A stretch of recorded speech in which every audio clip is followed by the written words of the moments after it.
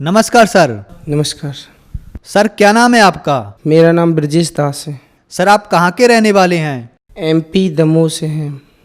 Sir संत रामपाल जी महाराज से नाम दीक्षा आपने कब ली? संत रामपाल जी महाराज से नाम दीक्षा मैंने 29/5/2015 को ली। सर संत रामपाल जी महाराज से नाम दीक्षा लेने से पहले क्या आपने कभी कोई भक्ति साधना भी की?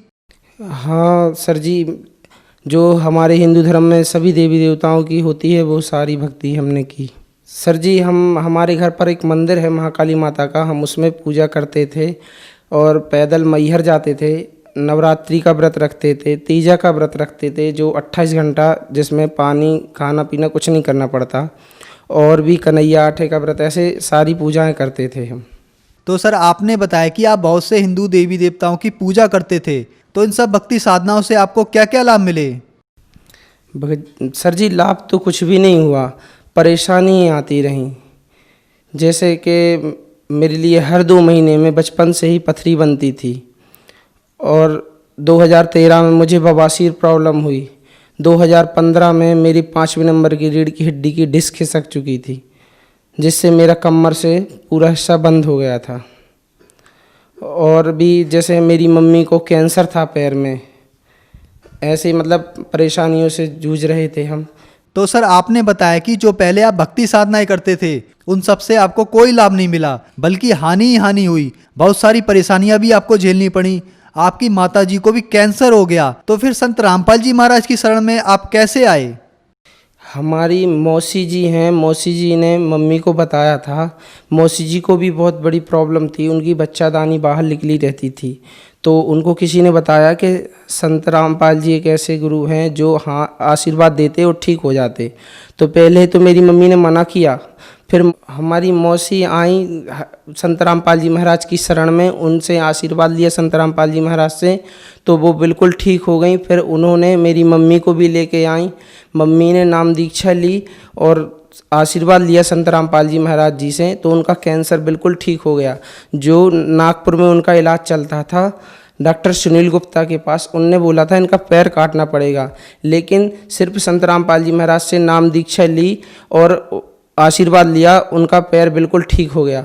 फिर वो मुझसे कहने लगी, ब्रजेश तुम भी जुड़ जाओ, संत रामपाल जी महाराज से नाम दीक्षा ले लो, तुम्हारी भी पथरी बनना बंद हो जाएगी, बवासीर प्रॉब्लम बंद हो जाएगी और रीढ़ की हड्डी भी ठीक हो जाएगी।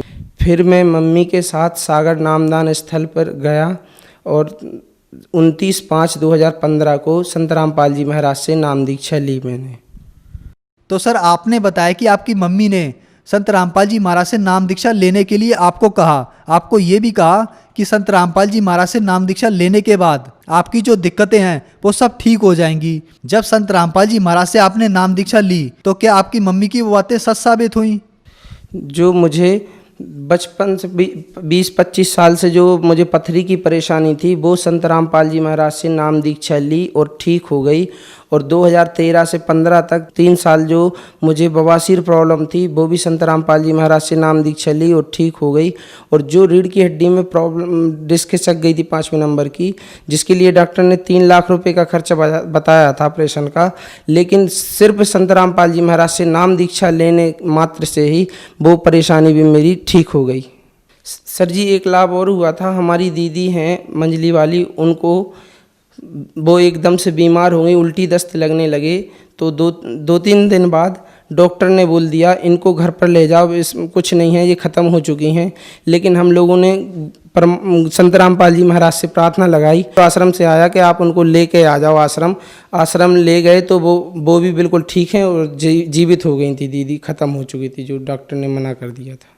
तो सर आपने बताया कि संत रामपाल जी महाराज से नाम दीक्षा लेने के बाद आपकी माताजी का कैंसर ठीक हो गया, आपकी पथरी की परेशानी ठीक हो गई, आपके बवासीर की परेशानी ठीक हुई, आपके जो रीढ़ की हड्डी में परेशानी थी वो भी ठीक हो गई और आपकी दीदी को जीवन दान मिला।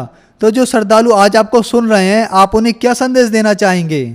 समाज से मैं संदेश तो नहीं दे सकता, मैं प्रार्थना कर सकता हूँ कि आज संत रामपाल जी महाराज के कई चैनलों पे सत्संग चलता है, टीवी पर आता है सत्संग, नीचे नंबर चलते हैं, उन नंबरों पर फ़ोन कर नाम दीक्षा केंद्र का पता करें नज़दीकी, और संत रामपाल जी महाराज से नाम दीक्षा लें और अपने मनुष्य जन्म को सफल बनाएं। धन्यवाद सर। सत साहेब जी।